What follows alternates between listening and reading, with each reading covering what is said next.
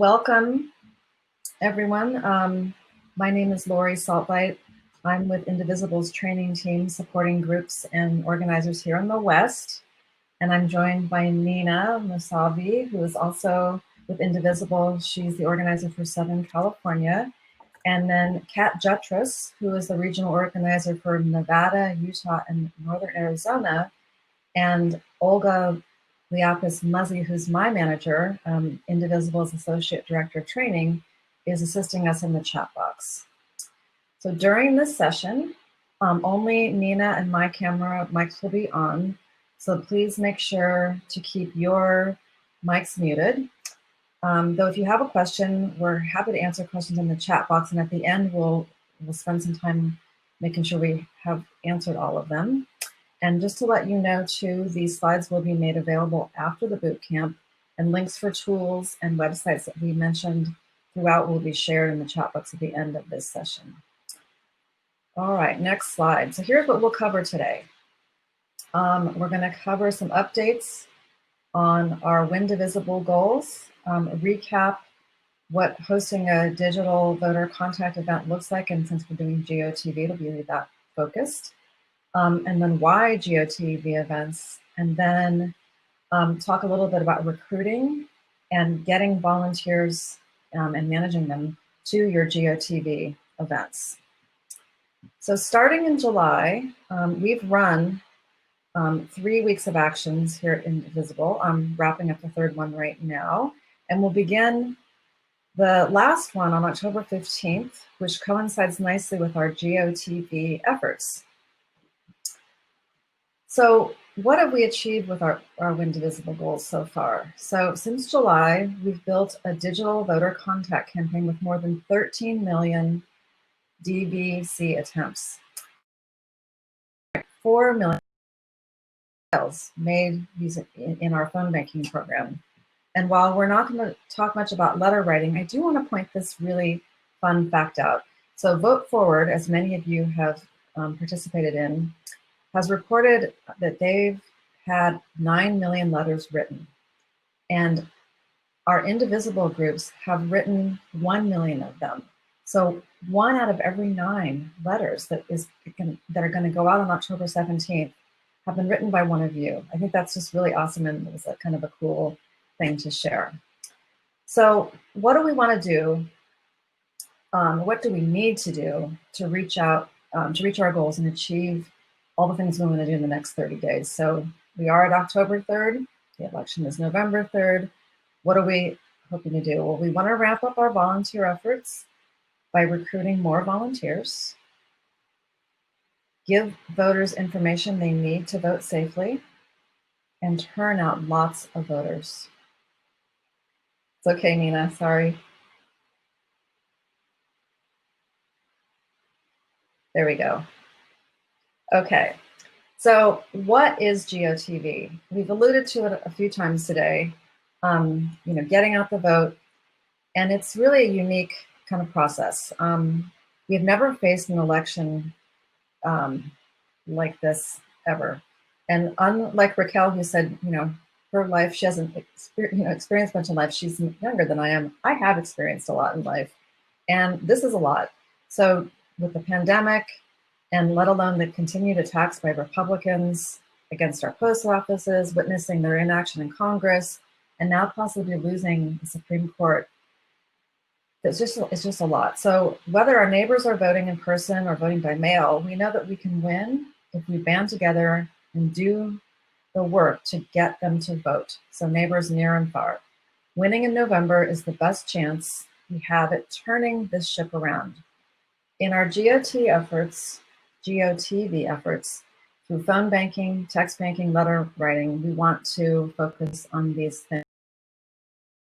Voting, make sure voters cast their ballots. And while the traditional way was to limit conversations about candidates, but with the stakes so high, with the recent push from Republicans to push through the SCOTUS nomination, we are focusing on getting those payback senators out. And today in our phone bank, what we're going to do later, we are going to specifically focus on that in Texas. So during this GOTV briefing session, that's happening later today, we'll go into more detail about those 3 topics. And actually, I won't be going into that, but some of my colleagues will be with you. So like I mentioned, GOTV officially starts on October 13th. So we want to give Indivisible activists the knowledge that they need to organize, volunteer, and make sure that they're making a difference in the last month before Election Day. So please take a look at the polls to the right of the chat box. We've got 4 polls that we're doing during this session, and Nina will introduce the first one now, and I'm going to actually make that poll live. So please do them only when prompted. So the first one is coming up right now. While Lori is getting that one up, I'll give you a chance to think about it. So we want to know if you have started working or hosting or attending any GOTV events so far. We know that GOTV is starting earlier and earlier every year. And especially now we have a couple of states that have started voting. So we know groups are doing GOTV events. Let us know if you've hosted one or if you've attended one. And we'll give a couple of seconds for folks to answer. Nina, can you see the results popping up there, or should I click on my show results? I can see them, and they are great. The majority, 46% of people have done 3 or more GOTV events so far. That's really great to hear. That's awesome. So awesome. I love those results. I don't want to wait to see if it changes because I want to stick with that and keep moving forward. So I'm going to talk about how to host a GOTV event. We did a boot camp a couple of months ago, and we did a great presentation, Raquel and I did, about hosting a virtual event in general. So we're going to share that link with you later because I think that goes into a lot of the technical details about any sort of virtual event. Today, I want to focus on GOTV specific events. So your first step in the virtual planning process in 2020 and in our COVID reality is picking which form of technology you want to be using. Technology is going to be key here with your GOTV events because you'll need to pick the right technology to manage and onboard all of your new volunteers. And you'll be able to assess your needs by asking a couple of questions. You'll look at how many people you expect to attend your event, how many of those people are experienced at texting or phone banking, how many might be new to it and need a little bit of help and training. And you'll look at whether you're hosting a text bank or a phone bank event. And for the most part, with the GOTV work, between now and Election Day, you're going to be looking at hosting Zoom meetings. And you'll want to decide whether a free Zoom account is enough. If you have a lot of experienced texters or phone bankers, you want to use it as a jumping off point, and then people can go off and do the work that they're doing. If you have a lot of inexperienced or a mixed bag of experienced and inexperienced texters, you'll want to consider doing a premium account so that you can have the breakout room function, so you can host more people, and so you can keep the room open for longer. You can use your distributed fundraising funds to pay for a premium account for now until Election Day, or you can reach out to your organizer and we can help you use one of ours.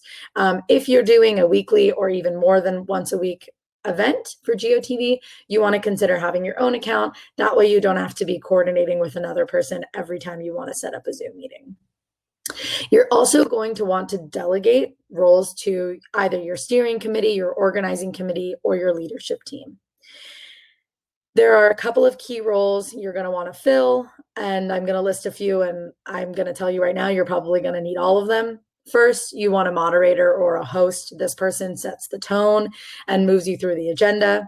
You really need a chat box monitor, especially when you're doing text banking and phone banking work, a lot of questions will come in, and you'll have volunteers that might not necessarily be comfortable with going on video and asking the question to everybody. So sometimes they'll ask in the chat box. You want to monitor to make sure that those questions are being answered and the person feels like they're being recognized when they have a question. You need a tech lead. This is even more important if you're looking at doing breakout rooms. Right before I hopped onto this call, I was doing a day of action with 50 volunteers, and we had a wonderful tech lead whose job was solely to do the screen sharing and to do the breakout rooms. And that was really important because all the rest of us would not have had the capacity to be able to lead the breakout rooms as well as everything else we were doing. And then you want folks who are experienced at either texting or phone banking who will lead your breakout rooms. If you have a lot of folks with different levels of experience, you want to have multiple people who can manage that influx of new volunteers and can help with any potential technical issues they might have. And then finally, when we're looking at delegating roles, make sure everybody you delegate to is comfortable in the role that they're in, especially one that might be tech heavy. And do a quick run through if you've never done a virtual event before, just to make sure everybody knows how to use all the buttons on the Zoom meeting. Next, you want to look at your agenda making process. And we're going to go agenda making light right now and focus just on GOTV. So the most important thing about GOTV is accounting for your new volunteers. So you're thinking, I probably need a training portion at the beginning of this, or maybe a shadowing session is really important. If you're hosting a phone bank and you have a lot of new volunteers, we have our great 12-minute hub dialer training video. You want to send it before the event happens, but also schedule in time at the beginning of your agenda to have the video shown and have people watch it. If you're hosting a text banking event, have one of your really experienced texters run a shadow, walk all the new volunteers through the process of requesting the text, sending out your first batch of text messages, and sending a response. It can be a quick 5-minute shadow, but it would really help all of your new volunteers. And then schedule some time early in the agenda to review any call scripts or the texting workflow that you have available to you so that you can answer any questions that volunteers might have. Inevitably, questions are going to arise during the event as well. That's why your chat box monitor is there. That's why your breakout leads are there. But it's nice to walk through the workflow so that people have a basic understanding of it before they start. You're going to set goals for your events. The reality is that a virtual event is nothing like going over to somebody's house with 20 people, doing a phone bank, having some coffee, enjoying a donut. It's just not the same. So having these goals is a really nice way to keep your volunteers motivated and also keep them texting for the whole 2 hours that your event is or 1 hour that your event is. We like to give out a lot of free swag. If you signed up for our free swag giveaway, please consider giving those away to your volunteers who reach their goals. It's a really nice way to hand out some small little trinkets, but people feel like they're being recognized for the work that they're doing. And hopefully on November 3rd, 4th, 5th, 30th, however long it takes, we'll all be recognized for the great work that we're doing. And then finally, you can turn it into a game. I'm going to have Kat drop the link right now for a bingo guide that we created. It's a really fun way to keep volunteers not only engaged, but interacting with each other. And it's a nice way for volunteers to feel like they can come back into the Zoom room or the breakout room and say, oh, I got bingo, or I'm almost to bingo. I need one more person. It really does keep it lively. It keeps it fun, and it keeps your volunteers wanting to come back again. And as Lori mentioned, we're not going to be talking about letter writing or postcarding because at this point in the election cycle, as we're planning our GeoTV events, we really should be focusing on phone banking and text banking. So I apologize. I know this is a lot of information, but this part of it, the preparing your volunteers portion of your work, is going to help with the retention of your volunteers during these GOTV events. So you want to make sure that all of your participants are prepared for the event. This is extremely crucial for GOTV because you'll have a bunch of new volunteers. And if a participant feels uneasy, it already took 3 or 4 months to get them to join your phone bank or text bank. And so you don't want them to feel uneasy or unprepared, because that's a greater likelihood that they won't show up for the event. If you're using a Zoom link, send it in a reminder email the day of the event. You can even consider creating a calendar event, and everybody who signed up through email, just send them a calendar invite with the Zoom link and all the information. Then it's solidified on their calendar. If you're hosting a phone bank event, provide the links to the Hub Dialer training video and any training webinars that you might have if you're using a different platform several days before the event. If you send it the morning of, I guarantee you the person will not have time to watch it. And then you want to send an email to people who have RSVP'd to make sure that they have had a chance to watch the training video.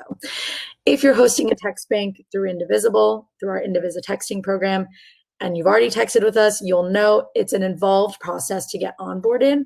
So you want to make sure that every volunteer has not only watched our training video, they've signed up for the Slack, they've made it through all the onboarding in the welcome channel, and they've signed up on the text out platform.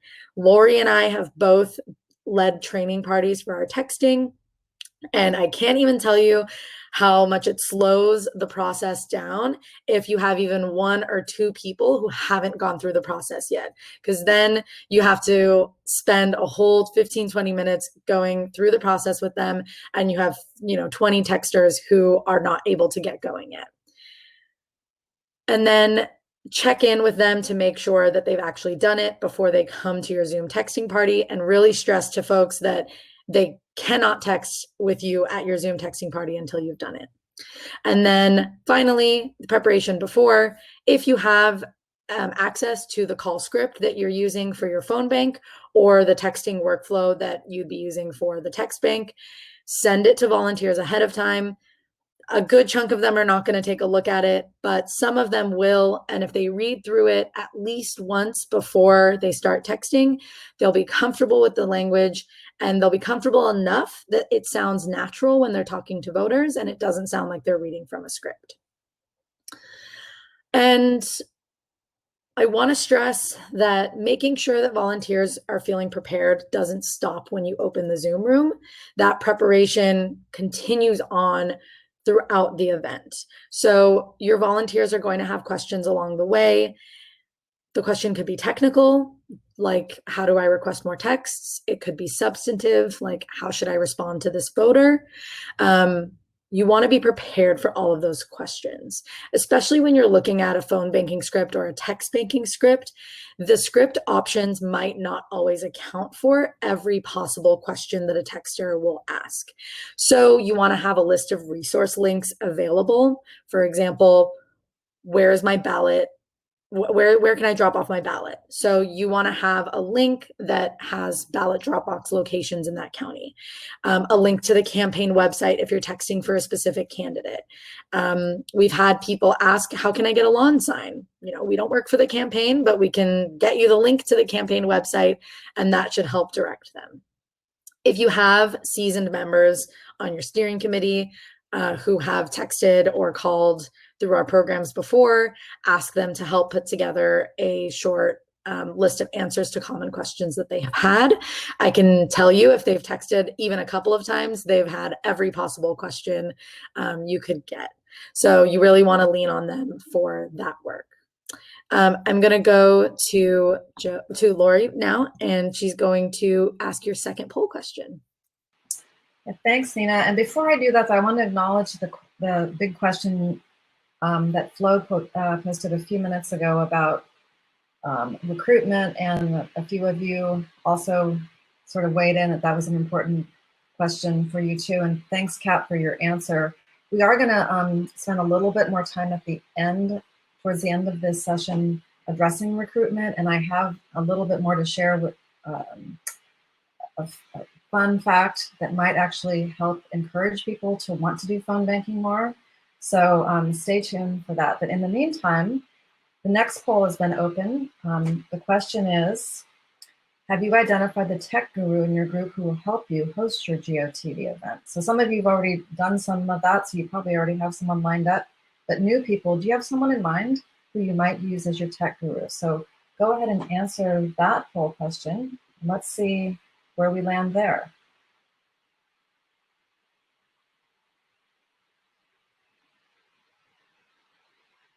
Great, so far it looks about half and half. With a few more people already identifying someone, that's great. It is super important. I mean, you can probably do it all by yourself, but it's so much more effective and takes the pressure off you to be the MC when you have someone who can help you. Yeah. So let's move on now to why a little bit more about why a GOTV focused event. So during a GOTV campaign, the main goal is to make sure that every voter has a plan to vote and to ensure that everyone votes.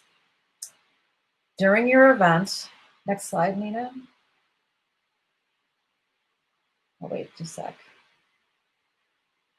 Okay, so yeah, next slide after that. So during your event, you can do just that. Our phone banking and text banking scripts include information so that voters know the following.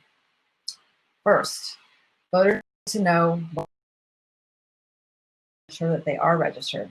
Some voters want to vote in person, so we want to make sure that they know where to go and do it safely. So like I said, our scripts include responses that let you answer those questions. If they are voting by mail, they need to be sure that they get a ballot. In many states, if someone voted in the primary election, they will automatically get a ballot, but it's always good to check these days to make sure it's coming. The third thing they need to do is to make a plan for mailing it in or dropping it off. And the last thing a voter needs to do is to track their ballot to ensure that it made it to the ballot box. What makes a GOTV event special is this. With the election exactly 1 month away from today, the importance lies in getting all supporters to the polls. There are lots of voters waiting in the wings. And of course, you can either use there's a lot of volunteers waiting in the wings. And of course, you can either use text banking or phone banking as your mode. But we're really going to focus today on running a phone bank. Join us today from 7 to 8:30 Eastern. So that's 4 o'clock here for me on the West Coast. We're going to be making calls into Texas and see how it's done. You can see exactly how a party is run, how we're going to use the chat box, the bingo card, all those things to make it more fun and interactive. So whether you've phone banked before or have never phone banked ever, join us. It'll be great. It'll be great to have a community to do this together. Check out the text banking and phone banking schedules after this for the campaigns that we'll be doing almost every day between now and Election Day. I'll ask Kat to post those at the end of our session, those two calendars, so you have them handy. So some resources for GOTV, and these are included in some of the scripts for some states. It's kind of state specific. So both texting and phone banks include, the workflows include pointing out these resources, but I want you to have access to them. So they'll also be pasted into the chat box in just a minute. And so now that I've reviewed what GOTV is, I'm going to turn it back to Nina so that she can outline how to effectively plan for your own GOTV event, including the recruitment piece. Thank you so much. So we are definitely going to make sure you have all of those links, but I'm really happy that Lori shared them because you'll always get some curveballs and it's nice to have those general resources. So I'm going to talk about recruitment.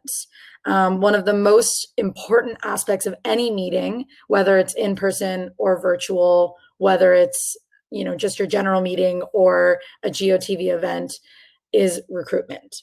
But it becomes even more critical during our GOTV time because we are down to the wire.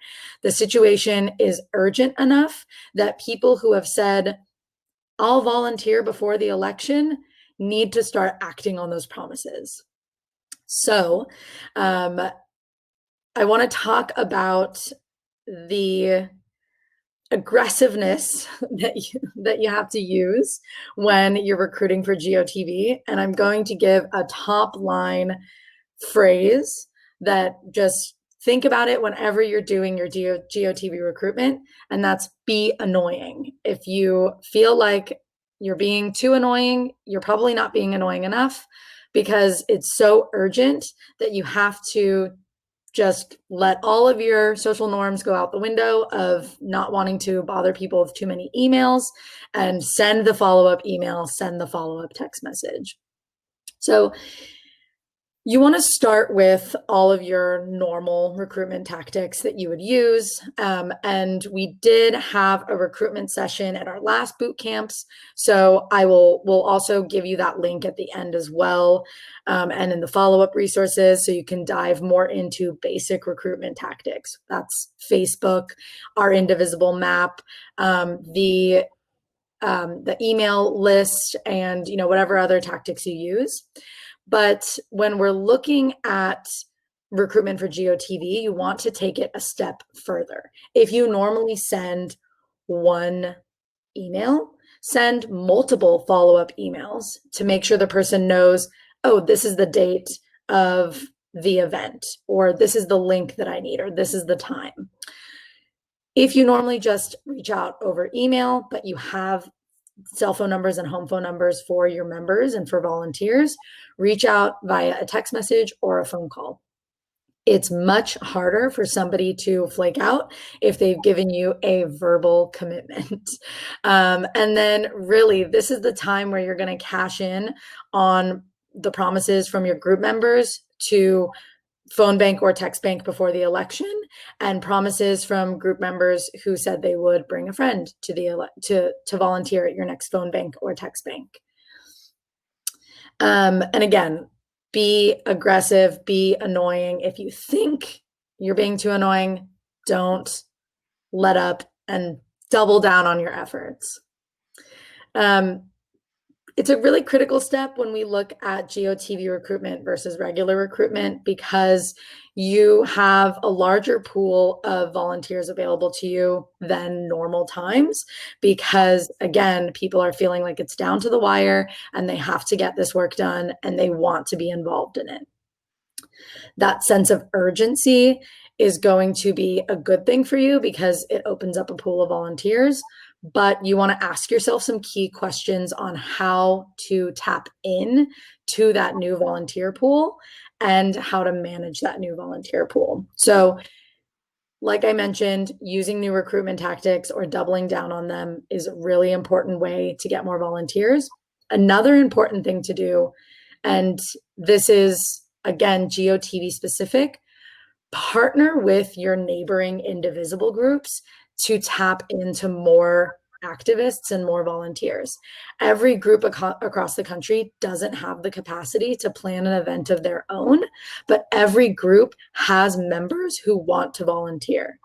Those volunteers will want to connect into your event. Putting it on our map and having it be a virtual event allows for volunteers from all over to be able to get connected to your event and to volunteer. Again, and I think I mentioned this to probably everybody before, but the movement has a lot of lanes. Every group can't be planning an event of their own. And I guarantee you, there are people who are feeling like they're not doing enough, and having access to a phone bank or a text bank for their neighboring indivisible group will be a breath of fresh air to them.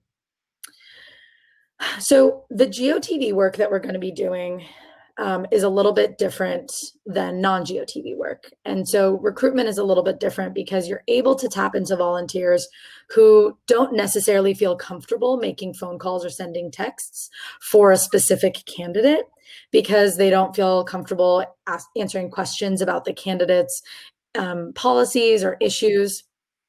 And so the work that we do with GOTV recruitment and GOTV phone banking and text banking is usually nonpartisan. As a side note, don't worry, we're still doing all of the calling and texting for candidates during this time. We're doubling down on it, but we have GOTV work available as well for new volunteers. And then, like I mentioned, ramping up your recruitment efforts, being annoying is a really important part of it. And then the best way to maximize the number of volunteers that you have who join is to use the volunteers you already have and get them to encourage each of their family members or their partners or their friends to join in. This can also be part of the goals I was talking about before. In addition to making goals for how many calls or texts you want to send, you should also have goals for every regular volunteer that you have who joins you every week to bring one person along with them at the next phone bank. That's a nice game. You can give away some free swag as prizes, and that gets your ability to maximize the number of volunteers to be a little bit easier. So we have another poll question for you. Let's throw it back to Lori, who's going to ask you this poll question. Okay, it should be live now. So let's see what recruitment tactics you've used in the past 3 months to get more volunteers. Choose the one that has been the most helpful to you. Maybe they all have, but choose the one that's been the most helpful. And if it's something that's really, it's something else other, type that into the chat box for us if you would. We want to hear about creative tactics that folks are using to get more volunteers.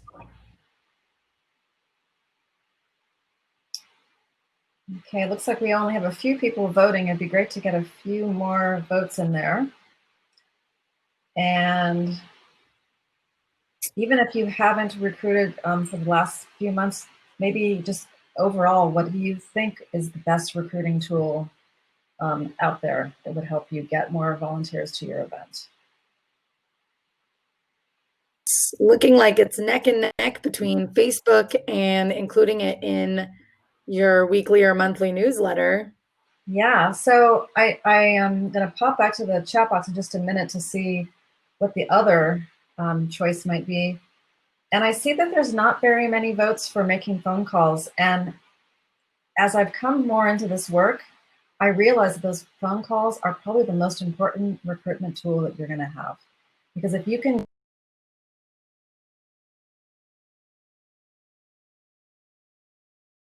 activity, in person, yeah, I mean, I guess knocking on their door and talking to them in person would be the most effective. But getting a yes on the phone is really powerful. And I would suggest, asking a few of your, hard volunteers, the diehards that you have coming all the time, to get into some leadership there and maybe start some kind of phone tree where everybody calls 5 people to make sure they show up for your event. A phone call goes a long way. All right, so enough. I'll get off my high horse about that and turn it back to Nina about managing. Yeah, I love what you said, and I love the calling tree idea. And I also wanted to read a few of these. So Victoria Miller mentioned that they did a large postcard project and they asked people to invite their friends, and their membership has exploded. That is a really great example of a creative way to get more volunteers and to put your current volunteers to good work. So that's awesome. Distributing yard signs, that's great. Going to BLM events, we're all here for a common reason, and it's really great to tap into other organizations and get them to volunteer with you as well. So thank you all so much for participating in that poll. So you have a new wave of volunteers. Now what do you do? It's a really important question. So a couple of key things that you want to focus on when you're managing a new wave of volunteers. First, you want to identify experienced leaders who can be in charge of training these new volunteers. We call this train the trainer. And essentially, it's a way for you as a group leader to not have to be individually training and onboarding 20, 30, 40 new volunteers. You definitely don't want to take that on yourself. You will get burned out. it will not be an easy task. So if you delegate and train a couple of your experienced people, they can take on the task of onboarding new volunteers and training them for your GOTV events. You want to build leaders within your group. This delegation kind of naturally does that because you have people who are stepping up to the challenge, they're rising to the challenge, and they want to be there, they want to do this work. And then again, you want to be aggressive about your preparation efforts. People might say, this is really annoying that I'm getting 3 emails from this person about the Zoom link, or getting 3 emails about from this person about the hub dialer training, but they're going to thank you later because that email was handy when they needed it the most. So be aggressive with it. And then you want to organize the resources that you have for volunteers and everything they need to be successful during the event. So diving a little bit deeper into empowering leaders and delegating the work. This work takes a village, and I know a lot of group leaders for the last couple of years have taken on a lot of the work that they're doing themselves, and it's a ton of work. It's almost impossible to do all on your own. It really does take a village, and your group members are going to rise to the challenge if you ask them to. You just want to be able to identify the ones who have the capacity to take something on and to be a leader. A great way to get them involved, it's a low commitment way, is to ask them to lead a breakout room during your GOTV event to help onboard new volunteers or to help answer questions when new volunteers have them about phone banking or text banking. If they're already going to be phone banking or text banking with you, they're already there, they might as well lead a breakout room. It's a really low commitment way to get them involved, bring them in the door, and then that leads them on the natural path towards leadership. And then again, having the experienced volunteers help out with putting together some resources so that the volunteers that you have feel prepared is another great way to have a channel towards leadership for those members that's low commitment. We're going to be talking about organizing next, which is one of my favorite things to do as an organizer of people and also as an organizer of items in my home. You're going to have to step up your organizing game for the GOTV events because you'll have an influx of volunteers. So if you're used to just managing 10 people and now you have 50, it's a very different story. So sending those follow-up emails with the resources, again, really, really important. I want to dive a little bit further into creating the frequently asked questions documents and other resources, because I think that's an important way to be able to manage the influx without having a person to physically manage them. If you provide a frequently asked questions document or a list of resources, then you have 50 people who will go to that document first before they ask a question in a breakout room, or they'll go to the document first before they ask a question on the Zoom. If you can answer as many questions as possible on the document, then you have less people asking questions on the Zoom, and that's less to manage on the Zoom. You will thank yourself later when you've done it. And then finally, don't ever assume that a new volunteer has done the training. Even if you tell them that they can't show up to the event without doing the training, I guarantee you it will happen. An hour and a half ago, I had 3 people show up to an event without doing the training. It totally happens. So prior to the event, send a text message, call them, make sure that they've done the training. This is also a really nice low commitment way to get some folks to step up to leadership positions and delegate the responsibility, because you can have a call list. You can ask all of your leadership team to take 5 people to text or call to make sure that they've done the training. It's a really low impact way to do it. And then again, as always, you want to keep your volunteers motivated. Encourage breaks, especially for your new volunteers. Calling for an hour is exhausting, so you want to make sure that they're taking the breaks that they need. Keep track of everyone's progress. If you've got goals that you've set at the beginning of the meeting and your folks are crushing them, they're surpassing them, make sure to let the volunteers know they like hearing that encouragement. They like hearing that they're passing their goals and they're doing the work that's going to make an impact. Have them highlight good conversations. Encourage them to come back if they've had somebody who's not only committed to voting for Biden-Harris, but who has committed to volunteering and phone banking. Have them come back and tell everybody about that good conversation. And then also be there to provide support for tough topics. Encourage them to come back as much as they have questions or if they can't answer the text. Again, the more prep you do, the smoother the meeting is going to run.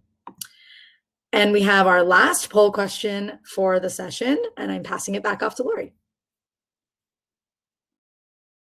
Thanks, Nina. We're actually running behind on time, so I'm going to skip the last poll, unfortunately, and go into our wrap-up, because I want to make sure I get you back to the main stage in time for the next bit, which will be with Abby Jacobson, so I don't want you to miss.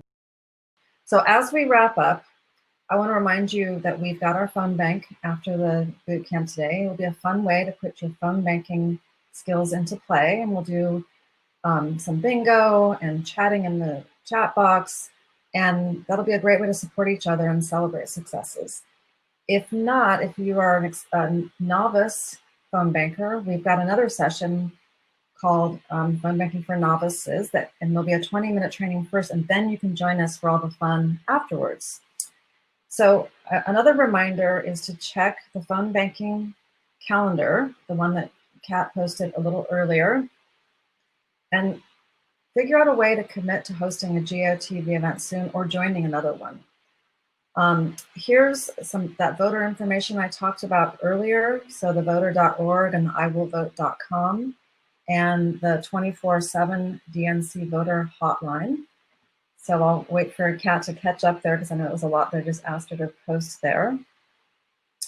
As I mentioned earlier, we have resources, and Nina did too, for running a phone bank, making a recruitment plan, and facilitating online spaces that work. These are some trainings we've done before, and there's going to be links in the chat box in just a minute to the recordings of those and the slides, so you can check those out if you'd like.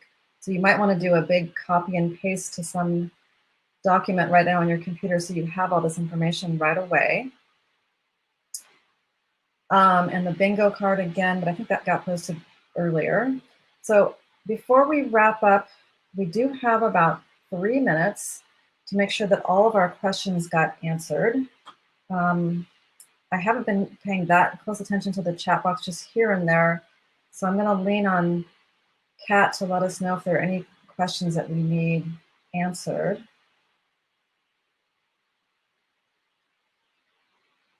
So I did see one question that I want to uplift. Flo had asked about getting in touch with the campaign or a candidate to do phone banking and text banking. I know Kat answered it in the chat, but I also want to answer it for everybody. I think it's a common question. You can absolutely partner with a campaign or candidate. If we're not running texting for a candidate and it's somebody in your district or somebody you really want to work for, reach out to the campaign and they're going to want your help. They need your help. If you want to phone bank into a specific district and it's an endorsed candidate of ours, we can actually create an open virtual phone bank for you. So reach out to your organizer about that. You can pop into the Ask an Organizer session after this or after the next speaker and ask the organizer there as well, and they can help walk you through the process. Wherever you can get the resources, use them. We're only one organization. We're only able to provide so many resources. And so there are some days where we're not running texting. And so we always lean on our partner organizations who are doing the texting on those days, and it's great to partner with them or the campaigns. Yeah, and one last thing I wanted to point out, that was good, Nina. Thank you for remembering to lift that up. If you're having trouble convincing people that phone banking is a worthy piece of their time, I recently was reminded about this in an email that came, I think went to all Indivisible group leaders today. But in 2018, phone banking increased voter turnout by about 0.4%. Now that might not sound like very much, But in the context of marginal gains that wins elections, it's huge. Remember, Trump won Wisconsin by 0.8% in 2016.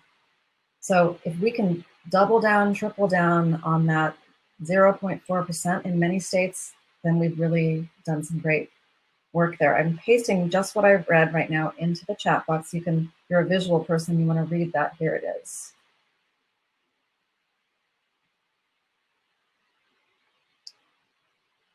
Okay, thank you everyone for joining us today, and we look forward to hearing about your Get Out the Vote events. And now you can leave the session and return back to the main stage. Thanks again.